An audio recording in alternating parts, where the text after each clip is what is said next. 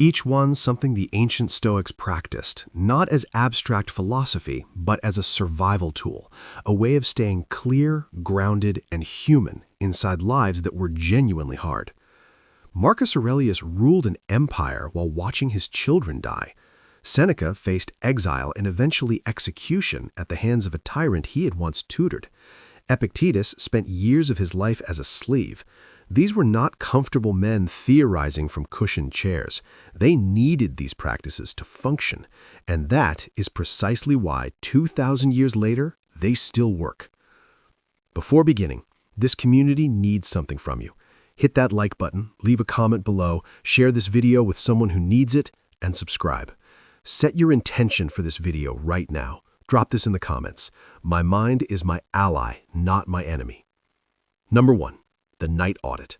How the Stoics reviewed their day to win the next morning. Seneca wrote in his letters to Lucilius, "I examine my entire day and go back over what I have done and said. I hide nothing from myself. I pass nothing by." Let's be honest about something that most people never say out loud. The way most people end their day is by escaping it. The television comes on, the phone comes out, the scrolling begins, not because anything on the screen is genuinely worth the time, but because the alternative is sitting with the actual day, feeling it fully, looking honestly at what happened, how it was handled, and whether any of it reflects the person sincerely trying to be. That kind of honesty is uncomfortable, so the escaping happens instead. But here is what that escape quietly costs. Every single morning that follows. The things that were not faced at night do not dissolve. They do not simply disappear because they were ignored. They settle into the background of the sleeping mind and wait. The sharp comment that stung, the moment of real impatience, the conversation that ended poorly, the small private act of cowardice that nobody else witnessed but that still sits in the stomach undigested when morning arrives. All of it is still there, underneath everything, making the first hour of every new day heavier than it was ever supposed to be. The Stoics refused to let this happen to themselves. Every single night, and Seneca was almost devotional about this practice, they conducted an honest review of the day. Not a harsh one, not a session of self-punishment or shame, more like a trusted coach reviewing footage after a difficult game. Calm, clear, genuinely interested in what was actually there, not what they wished had been. 3 questions, just 3. Where did today go wrong? Where did it go well? And what does tomorrow deserve from me that today did not give?